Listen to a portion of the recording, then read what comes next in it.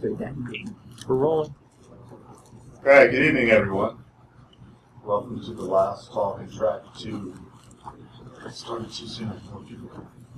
Take 2. Good evening. Thanks for coming here and not going to the badge panel and figuring they're probably explaining all the hidden tricks and gimmicks of these things. I appreciate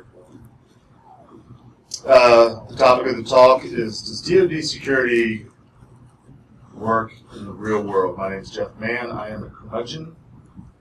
And here's my current contact information, which is mostly Twitter these days, since I'm currently unaffiliated.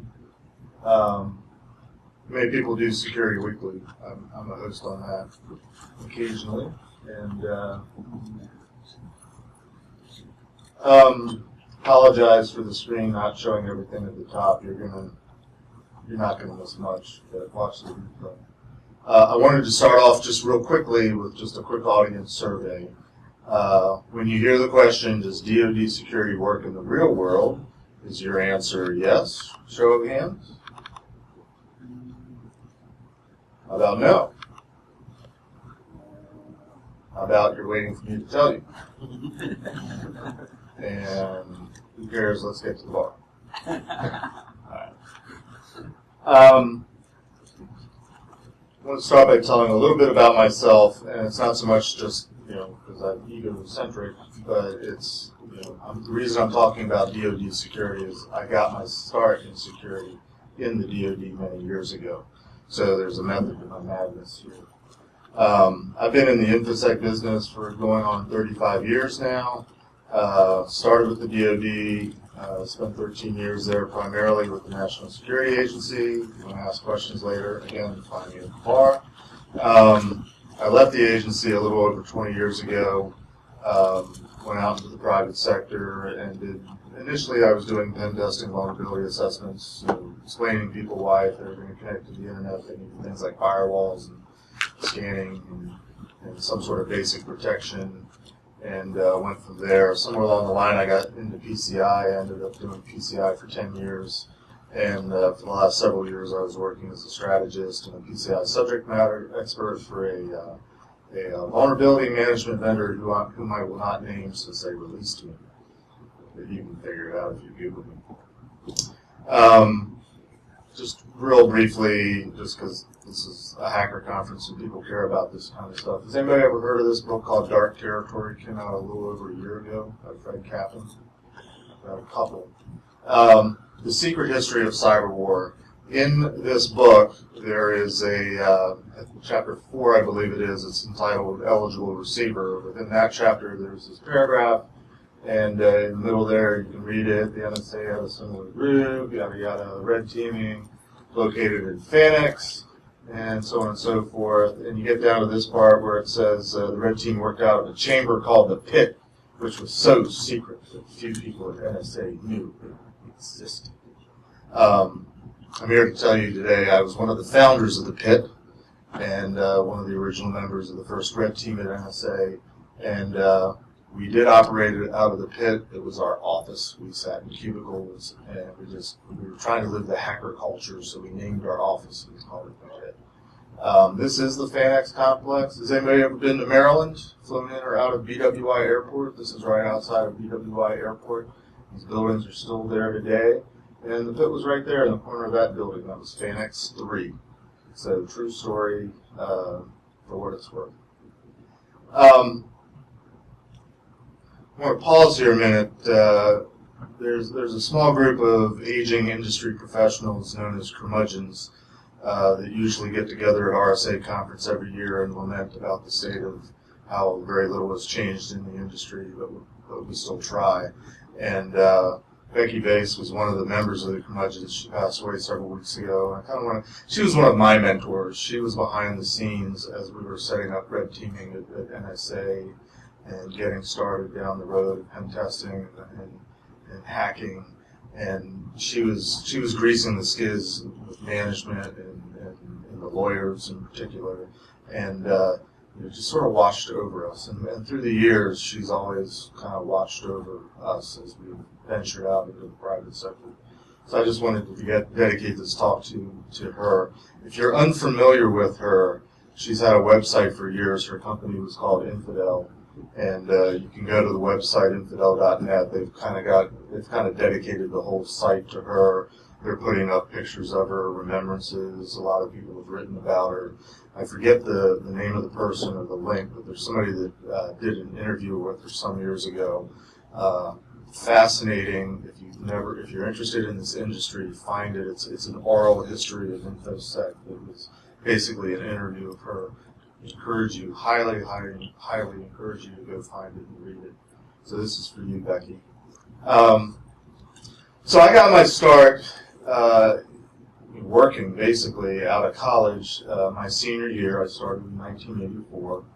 And I didn't actually start at NSA. I got a summer intern job, and you can't see the name of the place, but this is a facility that's in Maryland.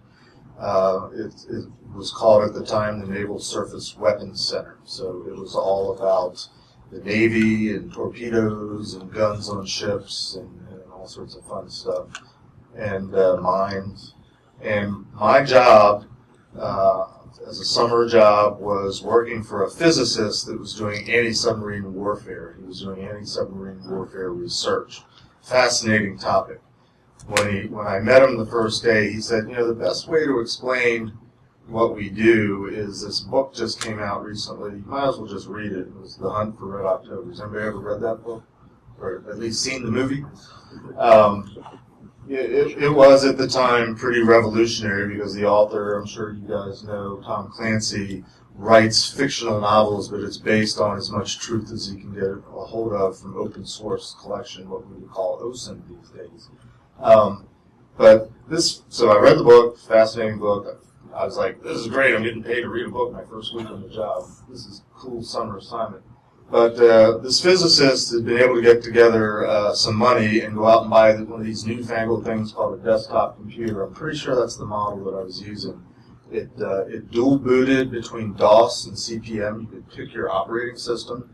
And it had some rudimentary early database programs. And basically what he wanted me to do was he had a filing cabinet that he had been amassing research material over the span of, probably 25, 30 years.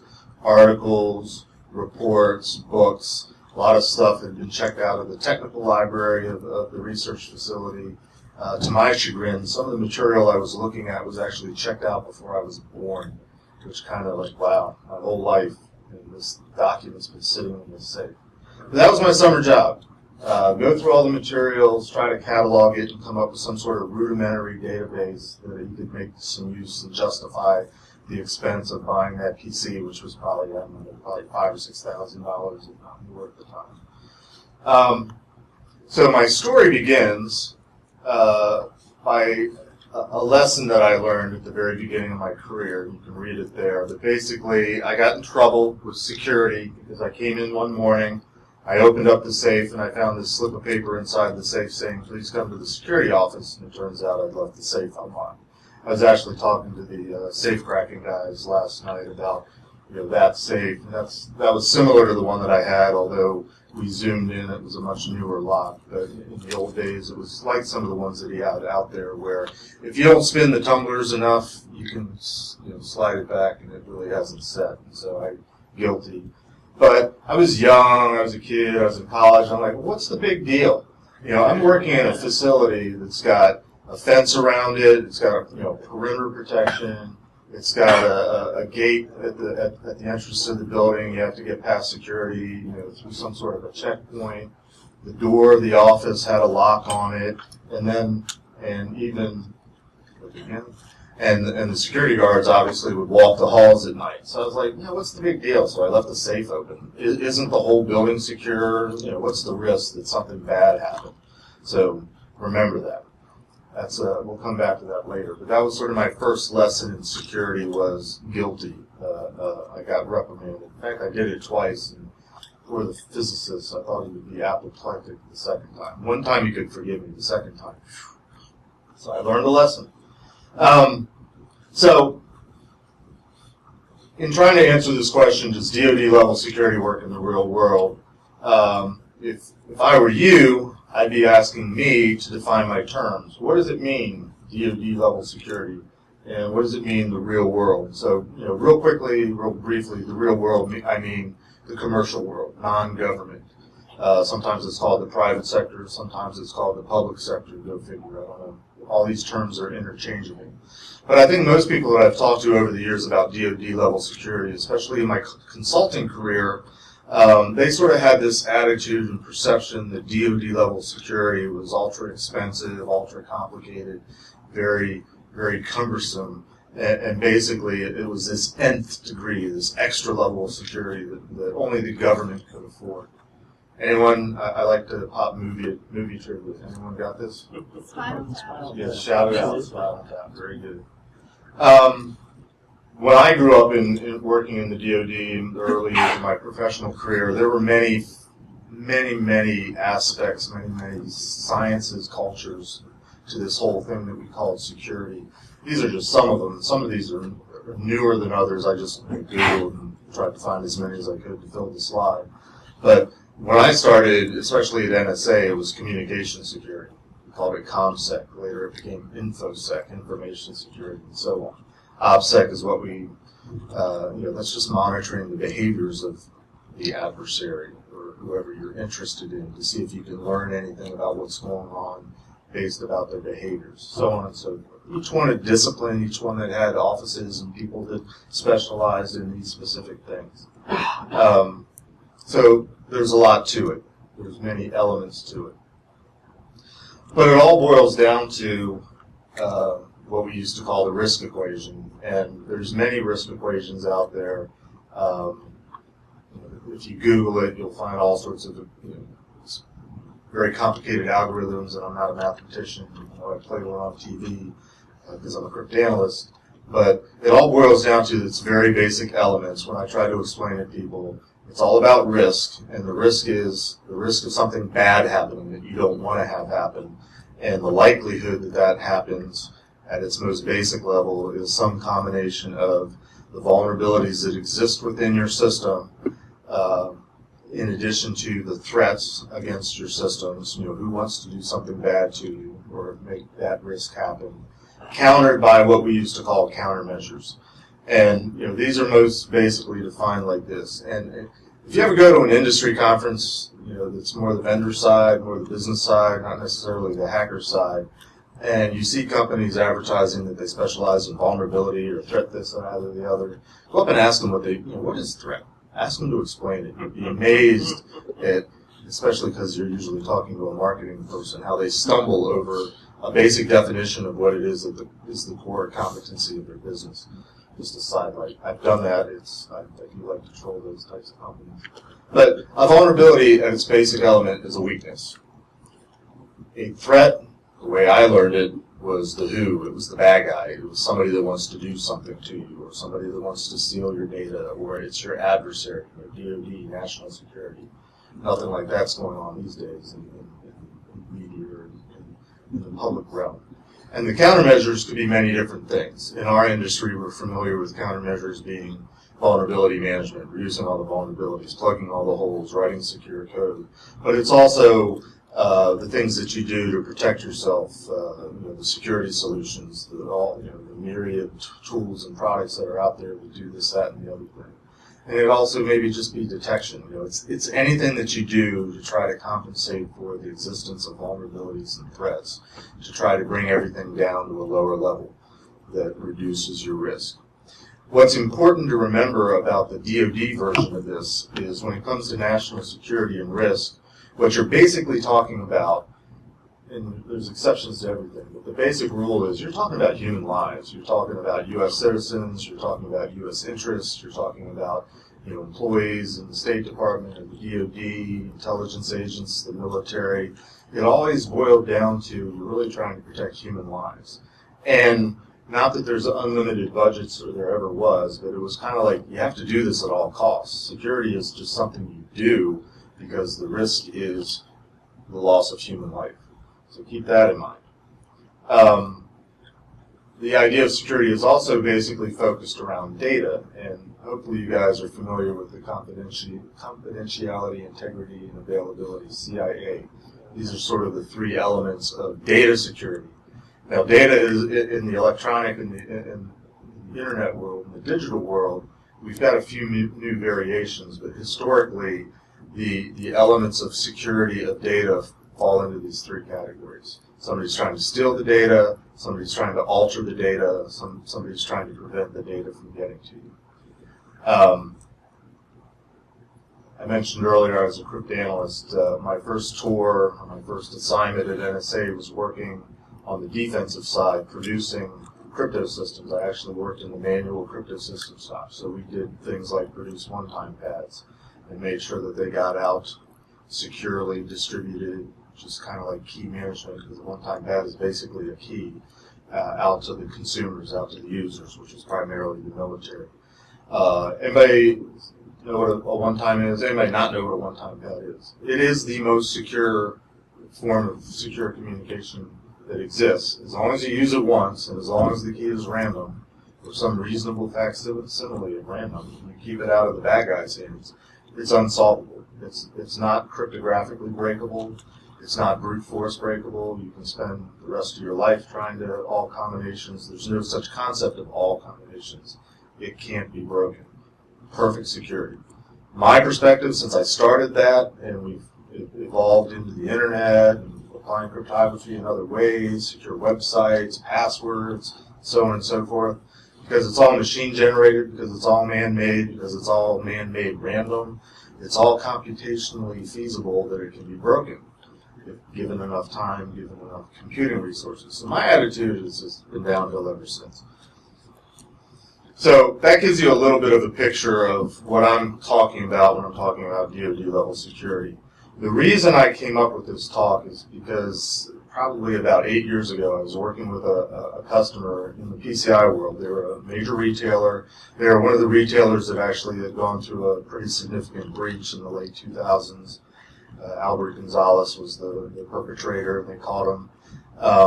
But they, like many companies in the commercial, private, public world, whatever you call it, security wasn't really a core competency. They were a retailer. They sold merchandise, and of course they were trying to figure out ways to do it more efficiently and make more money.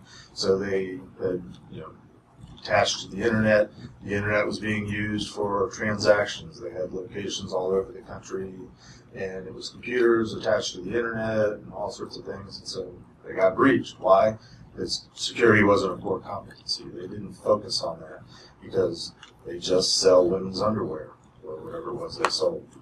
So I was having a conversation with them one day, and I was trying to walk them through the various PCI requirements. And I think we were talking about encryption, my favorite topic, and I was explaining what the options were for protecting data at rest, because encryption is one of the options. There's other things that you can do. And I was kind of, they kind of didn't know what any of the terms meant, so I was just walking through explaining it all to them, and I said, well, that's kind of what you need to do to your data at rest. And the guy kind of shrugged and said, yeah, but we don't need DoD level security. And that stuck with me. And that especially stuck with me the last couple years when there's been, so many breaches. But again, retailers, they say, well, we just sell this. Security's not our core competency. And I need to readjust because I was getting ahead of myself in the slides. I apologize. But the argument they gave me at the time, we don't need DoD level security, was we're just a merchant. We sell cigarettes, we sell gas, we sell food, whatever it was. Security isn't part of their business. And as I've asked people, as I've talked about giving this talk, and what I've experienced in my career is, security is expensive, security is a hindrance. What's the ROI? There is no ROI. It's just a cost. It's complicated. It's not what they want to do. Too often the companies just want to do the bare minimum, whatever the companies are. It's not entirely true. It depends on the industry. But I have yet to go to a customer, with few exceptions, that really embraced security the way that I learned it back in the DoD. So now back to where I was. In the last couple of years, with all the major breaches that have happened to large companies, in the PCI world, it started in 2013, 14, the Target breach, the Home Depot breach, Neiman Marcus, The list seems to go on and on. Krebs on security, rarely a week goes by where there isn't some major breach announced. And those are only the ones that you hear about. You hear about in the media the big companies, the little guys that do security even less and rely even more on the technology or a third party that's saying, here, use this and you're fine. They're getting popped all the more. For every merchant you hear about, there's probably 2 or 3 dozen smaller companies that you haven't heard about that are going through the equal amounts of pain, if not more, because they're getting breached as well that nobody cares about. But so my thought the last couple of years, because this guy, what he said to me 8, 9 years ago, is always stuck in my brain, and I'm thinking, you don't really need security, DoD level security? Yeah, you really do. And as an example, this is a redacted network diagram. It's a few years old. I'm sure they're in the cloud now and things. But this was the typical network diagram of a retailer that I've worked with. They have a couple different basic network layouts or topologies for a couple different types of stores. And the stores would talk back to some sort of data center, which was, might have been co-load, it might have been on premises. Nowadays it'll be in the cloud. And ultimately it's getting back to their databases, which might be running on a mainframe. And if you're not familiar with PCI, one of the games of PCI is to reduce scope, to isolate your network to only the systems that touch credit card data, and that's all you have to worry about. That's the belief. And so this was an attempt to identify what they call the cardholder data network, or the CDE, which is where all the red circles are. Clearly, that's a highly isolated, segmented network. There's not a whole lot of crossover. It's a little bit complicated. There is no, here's the PCI on the left, and here's everything else on the right. It's all intertwined and complicated. And because of this, very often companies get breached. As I came out into the private sector, one of my goals as a consultant was to try to teach commercial companies the wisdom of security and how to do security right. They've been doing business, they've existed for a while, now they're getting on the internet, they're getting involved with technology, they need to start with a plan, they need to start with a policy, they need to understand that security is a process that has to be followed. And the lack of that and the lack of interest, or the belief that it's too hard, too complicated, we don't have the resources, we don't have the money, it basically boils down to just tell me what I want to buy, I want a box, drop it in, and I'll be good. That's basically the attitude that I got time and time again. And what I try to do is get beyond that, and with limited success sometimes, and most of the time if companies learned the hard lesson because they went through a breach, then they were ready to listen. But what I want to focus on for the next little bit is taking what I've learned over the years of DoD level security and see if there's some way to apply that to where we are today. Given the limitations, given the lack of awareness, the lack of commitment, the lack of institutional knowledge of security in so many different companies. And I don't intend for this to be necessarily, I'm telling you the way it should be. I really want us to just try to rethink security, because I think most of us would agree that more times than not everything's broken these days, especially when you go to hacker conferences. You hear over and over again how easy it is to break into things, how often you're breaking into things because of some very basic misconfiguration or some basic password mismanagement or lack of a password. I mean, that's the way we were breaking in 20, 25, 30 years ago. And when it hasn't changed a whole lot these days, at Security Weekly, we've had various people come on and talk about studies they've done, they're pen testers, and they've gone back and looked at their customers. And very often the way they're breaking in is the same way we've always broken in. Missing passwords, guessing passwords, basic misconfigurations, stuff that just we should have taken care of already as organizations that are engaged in commerce in this digital world. So I want to throw out some ideas with the goal of, and I'm not convinced we can do this or not, but are there principles, is there a way of thinking about DoD level security that has yet and can still be applied in the commercial world? Because, my God, for 25, 30 years we've been doing it a certain way, and we don't seem to be getting any better as a collective. And so that's where I'm going. Feel free to disagree, and hopefully we'll have time for discussion and comments. And feel free to push back and ask questions. I'm throwing these out as ideas, coming from my long history of and where I've come from, how I was classically trained.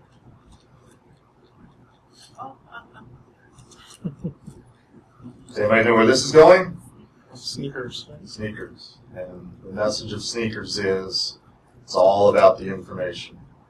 I was answering With the comments. Gosh, I don't remember the name. Who's Cosmo? Is that Ben Kingsley? Ben Kingsley. And what's Robert Redford's name? Bishop. Martin Bryce or Martin Bishop. Okay. So Marty, he used to call him Marty, right? So Cosmo is saying to Marty, there's a war out there, old friend, a world war. And it's not about who's got the most bullets. It's about who controls the information.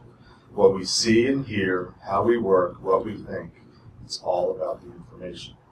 So I think most of us would still agree that's true. There's some nuanced differences these days, and certainly there's different ways that the companies are disrupted these days. But historically and classically, a lot of it has to do with data and information. And still a lot of crime that is committed is the theft of data. It might be personal data, it might be credit card data, it might be healthcare data, whatever it is, it's still data. So let's look at the risk-based model again. I've been out in the private industry over 20 years. People talk about risk all the time. Vulnerabilities, it's all about vulnerabilities. We've got vulnerability scanners, vulnerability management, pen testing. There's a lot of emphasis on vulnerabilities with the idea of reducing them. You reduce vulnerabilities, you reduce your risk. Everybody agrees with that. In the last couple of years, there's been more emphasis on threats. There's been more technologies that have come out. So there's threat detection, there's threat identification, there's threat agents, there's, help me out, there's threat about the wazoo, especially if you go to the industry conferences to hear the marketing pitches.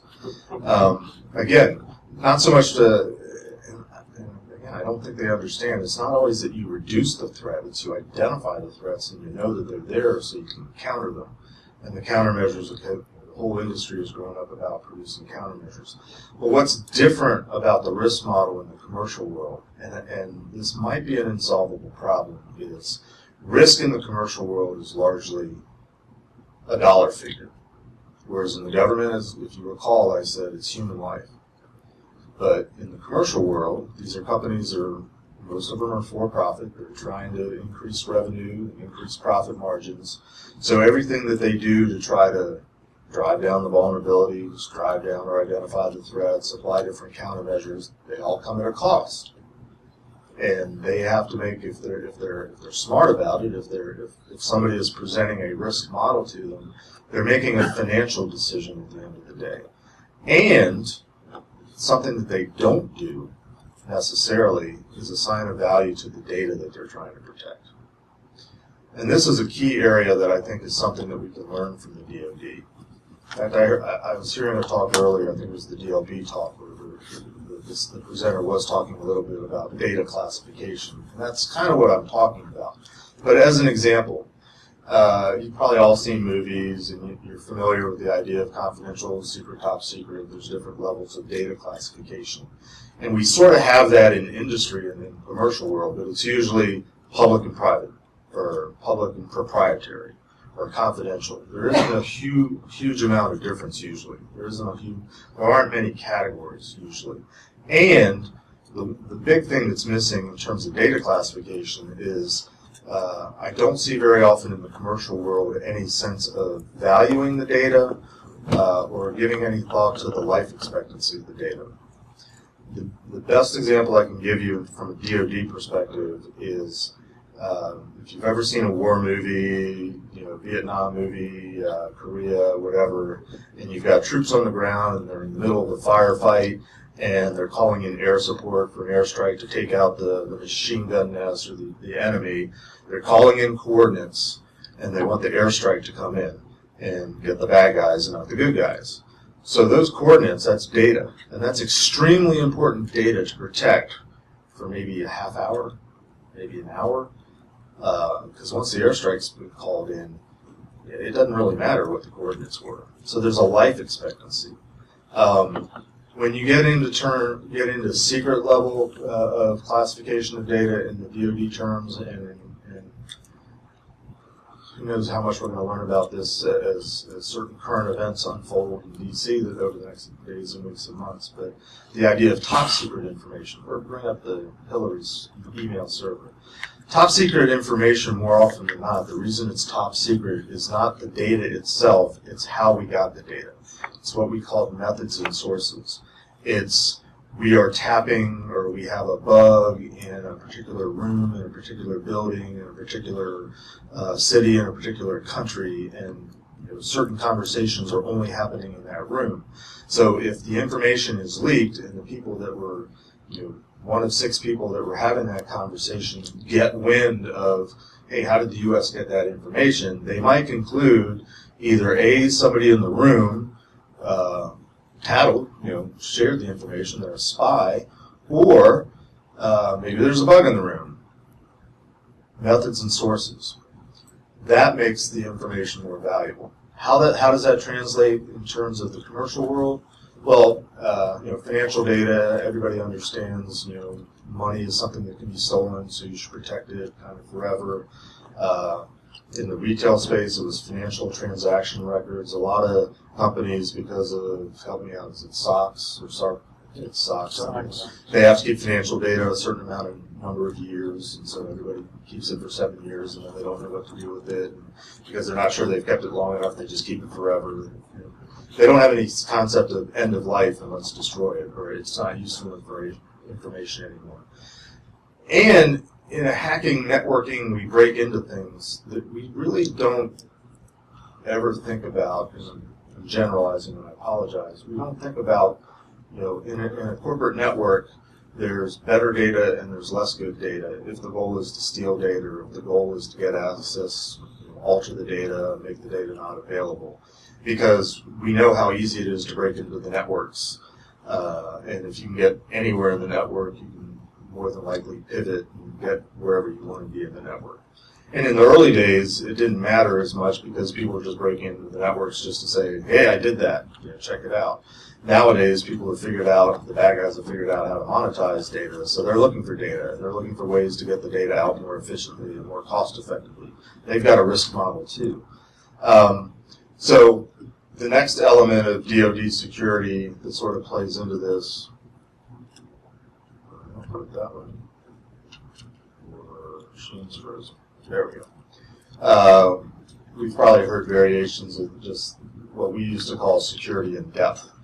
This is an aerial photograph of a city, I believe it's in Italy, and it was built in sometime in the Middle Ages, so it's 500, 600, 700 years old. You can sort of see that there's layers there, and you can imagine that the king or whoever the leader was of this city was probably in the innermost part if they were being attacked, and the further out you go, less important people were there fighting off the bad guys. And it's a combination of moats and walls and things like that. So layered protection, you've probably all heard variations of that. And a lot of people talk about how this has gone away, especially in today's cloud-connected world where infrastructure is now out there somewhere instead of the classic sense of perimeter. But the concept as it applies, especially to figuring out what's more important and less important in your network, I think still applies. And we would call it segmentation these days, like in the PCI world, separating things out.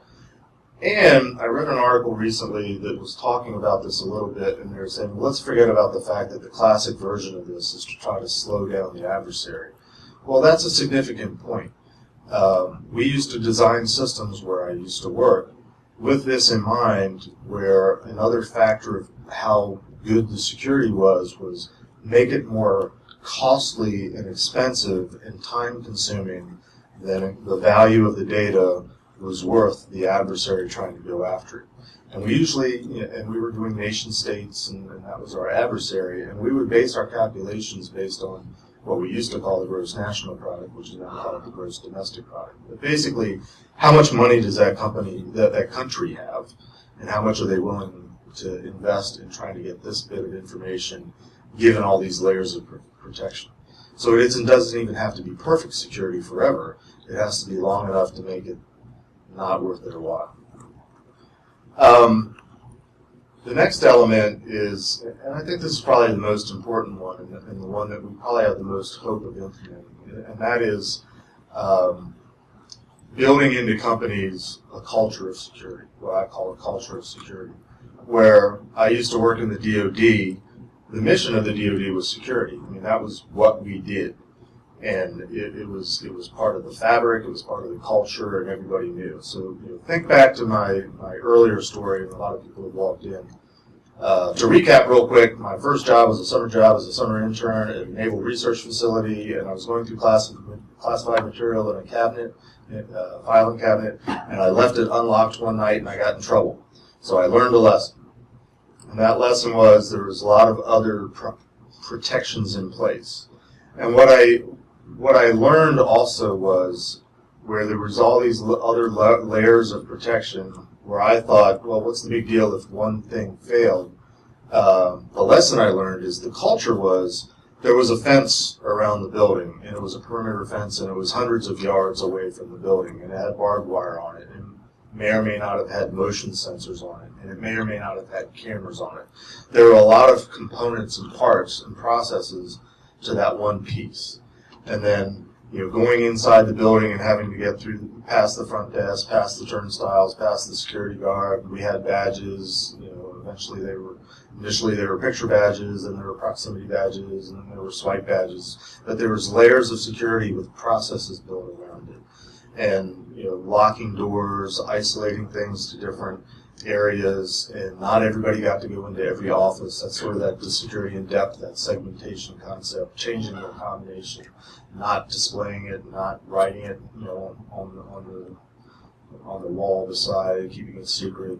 And even, the security guards. It was interesting, the security guards at most of the places I worked, they used to rotate them regularly, not to give them a break, but because they didn't want them to become familiar with you and you to become familiar with them. They didn't want you to, it's Jeff. He comes in here every day, and they just let me in even though I don't have my badge, and because I got fired and walked out the day before and they hadn't heard about it. They followed a process. They followed rules, and all the seemingly innocuous rules were followed because everybody understood that it all worked together to create this environment and this culture of security. And I didn't appreciate it at the time, everybody believed in it, and everybody did it, and everybody was trained on it, and everybody was aware of it and took it seriously. It wasn't, we got to do 20 minutes of security awareness training because it's a requirement, and I get yet another lecture about how my password should be longer than 4 characters. What do they do with the cleaning people? Various things. Depending on which organization I was in, they were cleared to some level. They might have been escorted. They usually had some sort of level of access, and security guards were aware of what they were doing. But that gets into a trust issue, and again, how much do you want to put into your cleaning people? And I've seen good and bad ways of improving it. I used to teach when I first came out because I had all this knowledge and wanted to share it with the commercial world. We used to talk about this thing we call the security life cycle and how there's component parts. And most of the companies back then were just getting started on connecting to the internet. They had networks, they had computers, but they hadn't plugged it into the internet and opened this big gaping hole for bad guys to come in. So we tried to walk them through this process of getting a handle on where they stood, getting a handle on what they had to deal with. And a lot of it had to do with vulnerabilities, and a lot of it had to do with pen testing, and it was fun. But we always tried to move them on to, okay, now that we've found all the problems, let's systematically fix them and set you up in a way that's continuously improving and evolving. And that's evolved a little bit. Nowadays you've got the cybersecurity framework, and they've also got 5 steps, and they're slightly different but very much related, but very much technology-oriented, not so much process-oriented. Whereas we talked about the security life cycle, starting with a basic knowledge of what you're protecting, knowing what you're trying to protect. It could be data, it could be reputation, it could be research data, it could be personnel records. A lot of companies just don't know the value of the data and what they have their hands on and they have no clue why anybody would want to steal it and nowadays make money off of it. Even customers that I had that were PCI customers, and at some level they knew it was the credit card data they were supposed to protect, and they knew that at some level. They didn't know where it was. They didn't know how many places it was being stored. They didn't know how many people were accessing it and making local copies on their desktop or on the local file servers, or yes, sometimes on their laptop that they walked home with every night, and so on and so forth. We taught, and I still teach, that security requires method, intention. There needs to be a systematic approach to security, and especially it involves all the non-sexy stuff that we don't like to do, like writing things down, documentation and policies and procedures and things like that. And somebody said this a long time ago, one of the first talks that I went to many years ago, a gentleman named Marcus Raymond, if you've ever heard of him, he said basically, I should really give him credit on the slide, but security without policy is simply technology. If you don't have a policy, his context was a firewall policy back in the day, but if you don't have a written plan or guideline and you're implementing a technology solution, how do you know you're implementing it correctly or to meet the goals that you've set for yourself if you don't have some goals written? So, try to throw together some parting thoughts and throw some stuff out there, and then maybe we can ask some questions and get some discussion going. Very often, and this has been my experience, customers, they might have some concept of this whole security life cycle, but they're like, yeah, what do I need to buy? Where do I need to put it? How many? And I can set it up and I'm done. I have a blank, and so I'm protected. Unfortunately, because companies don't have the institutional knowledge, they go out to the community, and very often who they're talking to in the community is vendors. And very often the people that represent the vendors are the marketers and the salespeople that know how to say the words but don't always know what they're talking about. And vendors lie. And I've discovered after working for a vendor, it's not always that they're lying intentionally, it's because they just don't know anybody. They're knowing better. They're as uninformed, and they don't have the institutional background, just like the customers that they're trying to sell something to. There's also, I believe, too much of an emphasis on technology, and I know that's a risky statement at this type of conference, but if we're going to be honest with ourselves, we've been trying all this stuff that we've been talking about the last couple of days for 25, 30 years, and there's still pretty significant problems out there. And I think we could probably all agree that vulnerabilities are here to stay. So maybe, just maybe, we should focus somewhere else if we think back to that risk model. Maybe it's time to focus on another aspect. Doesn't mean we drop the vulnerability component, but maybe there's more to it than that. And, like I said earlier, people don't know what the meanings of the words are. I hear people use risk and threat in particular interchangeably, like they're synonyms. They don't understand that one is a component part of the other. So, anybody know what that is? This is, it all started with that book up in the top left corner, which was called the Orange Book, which was first published, I'm going to say it was in the early 80s. And it was all the details you'd ever want to know about how to secure a computer, and then as it moved on, networks and all the different component parts. So there's a lot of work went into that. It was very exhaustive, and largely everybody agreed it was not achievable and it wasn't really useful. So that's what the government gives us, what some people think. But I saw this a couple weeks ago. Somebody, I think I saw it on LinkedIn. Somebody attempted to map out all the different things and components and technology. It's mostly technology based together. Everything that a CISO needs to know about. I don't even know if you can read any of it, but hopefully you can see it later on the video. So that's one example. And then I saw this a few days after that. Somebody tried to map out all the cybersecurity domains. There's a lot of crap to know about there for anybody that's trying to do this stuff. And, is that better than what the government had to offer? I don't know. But if you go back to data security or information security, most people, especially on the consultant side that are trying to work with companies to get them to a point, a lot of people in this industry will talk about its people, processes, and technology. People have heard that before, I hope. Of course, consultants tend to talk about the people and processes and pen testers and hackers are focused on the technology, as well as the vendors that are selling all the solutions. I submit to you that all of those are important, but they're missing a key element, which is having that purpose. And your purpose not be the mission of the DoD, which is protect against nation states and human lives, but every company, every organization out there has a purpose. You should understand that. And based on that purpose, you should understand to what degree and what level you need to protect your data, which a lot of it has to do with. And then you start to make some informed and hopefully intelligent and well-reasoned decisions on what you invest in terms of people, processes, and technologies. So to sum up, I firmly believe technology is not the solution. It's really the problem. As near as I can tell, after almost 35 years, knowledge and awareness is the key. We got to make people smarter that work for organizations about how they fit into the machine that is their company, what they do and don't do, how that impacts the security of the company. Security is, I like to say security is a verb. It's something that you do. And notice I never mentioned that word once in this entire presentation. What word?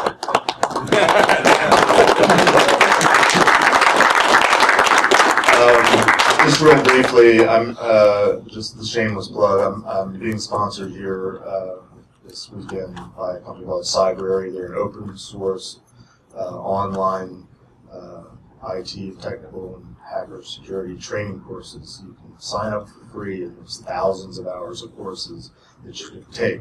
You don't necessarily get the certification on it, but it's free. You can watch all the videos that they have. This is a brief history. It's a new company. They've got over 950,000 subscribers. So new content gets put up in 24 hours, like 50,000 people have watched it. They're trying to suck up as much as they can, and they're committed to keeping it open source and free. And this kind of fits in with what I'm saying about we need to spread the knowledge and the learning and get it out there. So again, questions and comments. I have no idea how much time we left, but there's nothing after me. So About 10 minutes left. Okay, cool. 10 minutes. Any questions, comments, disagreements? Yes, sir. I just checked the title because I wanted to make sure I didn't misunderstand. But it was does it work? And I guess maybe it's just playing words. Is it needed? Yes. Does it work? I'm on the fence for various reasons because people, you've detailed a lot of them. People say too expensive. Right. We don't need that. That's where I have some trouble in answering that question. I guess that's a comment, less more a comment, less a question. Again, I'm intending this to be a discussion starter because I think we need to try something different because what we've been doing for the last 25 years, while it makes a difference, technology keeps advancing, new technologies come out that might solve one problem, but they generally introduce 2 or 3 new ones. And if you think about it, vulnerabilities, the way we think of it as hackers and pen testers, are really features. Chew on that one a bit. Or I could say hackers, somebody asked me to define what a hacker was a couple months ago. I said, well, they're basically somebody that knows how your technology works better than you do. And yet we continue to roll it out. And companies legitimately, I think there's a legitimate need for companies. I think they're justified in saying, I want to use stuff that's secure, and I shouldn't have to know all this stuff. But that doesn't happen yet either. Yes? So the purpose of all the technology we've built over the time period you're talking about, the purpose of it is not to be secure. The purpose is to achieve some result, right? Like whether it's... I don't know. What is the purpose of all the tech? I'm an old curmudgeon, so I can say, no, what is the purpose of all this technology? But we don't build it to... What is the purpose of Pokemon Go? Right, but in the military... Get off my lawn! I'm sorry, go ahead. In the military to affect some, damage, or in the commercial space, a Tesla car, or pick a technology. It has some purpose, and there's a lot of it, right, over that time period. I'd say, on the whole, while I don't disagree that InfoSec has basically repeated the same problems, I'd say the success of the technology over that time period and the benefits that people have seen have far outpaced the negatives from the breaches and the problems, which is why people have just continued to tolerate the InfoSec problems. Now, Sure. I have a question or a discussion point. Okay. So, the DoD, it seems like, has mitigated a lot of. They've embraced a lot of new technologies. Obviously, you got smart weapons, you've got, advancing technologies. But they do one thing very, very differently, which is their networks are not connected to other countries and untrusted actors. If you're going to have a device, well, in the weapons, We hope. well, yeah, maybe the guided bombs are talking to Amazon now, but what little I've touched on, the Everybody first work thing for a backbone provider? the first thing they do if you're going to deploy, I was involved in an unclassified project with Android devices in Afghanistan. Okay. And the first thing they did was drill the radio out of it. And the only way it could get online was connected to a secure laptop, which only connected to a DoD network. Basically, the network is the security in the DoD. What network are you on? And out in the commercial space, we're all trying to deal with the internet. And the problem I feel like we're facing now is, and it's exploding with IoT, is everything being connected and with no trust or real security in the protocols. And I think ultimately you're going to have the commercial space embrace more layering and more segmenting in networking. And there's going to be downsides for hackers and freedom of information. But I think, in the corporate space, you're going to start to see more of that because that's what's worked for the DoD. So, to tie your first comment together with your question and your last comment, another way of expressing what you expressed initially in terms of great successes is could be defined as people have made a lot of money off the technology because, again, the risk model in the commercial world is financial based, and that has outweighed the losses. It's another way of looking at it, right? And so your question about the security of the DoD is that it's a separate network. Well, we can start talking about the insider threat and having worked for the government many years, but the providers of the closed network were also the providers of the internet, and they swore up and down that they were separate. I worked for a telco for a while, and they had me do a security architectural review of another project that they were working on, which had to do with replacing the air traffic control systems, which is radar. They're trying to produce a GPS-based system, so they could have transponders in every plane, and they have all sorts of antennas throughout the country and at the airports. And one of the requirements of that system was that it was a closed network, completely isolated from the internet. And granted, it wasn't the DoD. You probably agree it's a highly sensitive system that needs to be nearly 100% available, which was one of the other requirements. One of our engineers, who were a subcontractor because we were the backbone, pushed a software update to the routers or the switches at all these different locations over a weekend and took the system out. It was beta. It wasn't live. It's still not live, I don't think. Took the system out for 18 hours. And when I was talking to him about it, and he's telling me it got to be closed and 100% availability, and what I did was I was at home and I pushed this update. I'm like, time out. You were at home, so how did you get on this completely isolated network? He's like, well, I VPN'd into my account at the telco, and then I hopped over this, and I hopped over this. And I was like, but you did it from home. And he didn't understand what I was getting at. He really believed it was separate networks. I said, you were at home. You were dialed into your local ISP, or dialed in, that's my showing my age. Sorry.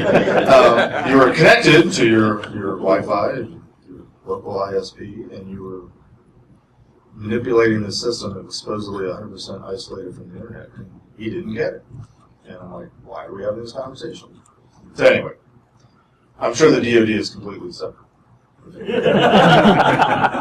Any other questions or comments? Yes? So I feel like a lot of times as a group, as a community, we try to look at security as a binary thing. Something's either secure, it's not secure, this vulnerability exists or it doesn't exist.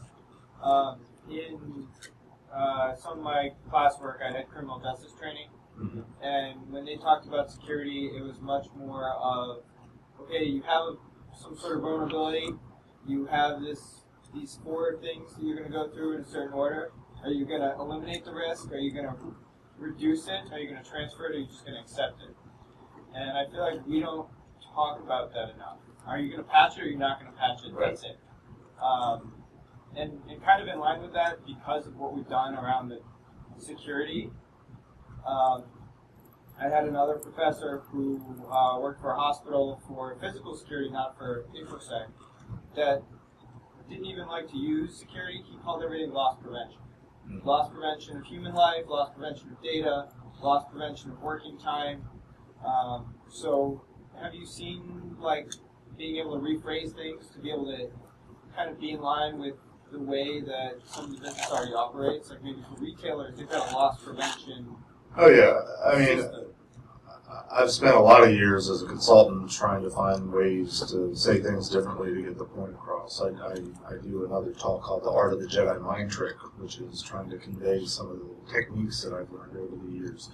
I mean, the first thing you said about the binary, absolutely. I mean, that's a way to sum up what I was saying. We kind of think all things are equal. You're secure or you're not secure, and we all agree you're not secure.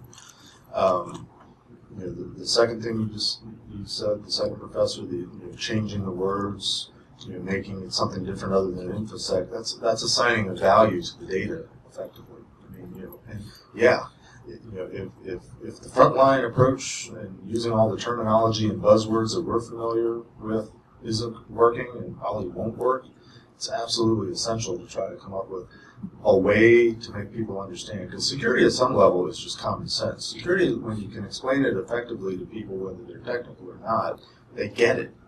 Oh, we're trying to prevent this from being stolen. Oh, this is valuable, we want to protect it. Break it down to its essential elements without getting mixed up in all the technology. Yeah, that's essential. It helps. Is it perfect? No, but it certainly goes better than blasting them with a lot of terminology that they don't understand. Any other questions or comments? Yes? So I'm always absent to likelihood in my calculation of risk, and I've had a lot of passionate discussions with folks who don't think it's a large factor in calculation of risk. And maybe you can comment on how that changes. So, and I'm realizing I have been forgetting to repeat the question, so it's going to be a boring video when you watch it. So the question is, how does the likelihood factor into the risk equation? We did a lot of work with risk equations back when I was in the DoD at NSA, and we used to go down two threads. One was the likelihood that if somebody tried to do this attack or do this exploit, it would be successful. And it was like, how bad is the hole? How bad is the vulnerability? And that sort of roughly translates to those vulnerability scanners, whether it was CVE or CVS. Oops. Hold the bottom button for about push it in for about 5 seconds. 1, 2, 3, 4, 5, 6, 7. Okay, it My might be just dead. I can talk loudly. Oh, there it is. A lot of the vulnerability rankings are basically the likelihood of success. If this is tried, it goes. But the other one was the likelihood that somebody would actually attempt to do the exploit.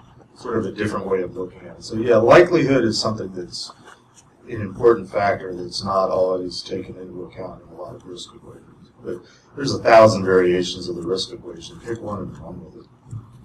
Any other questions? We probably should wrap up so we can go to the bar. Comments? Parting thoughts? Live long and prosper.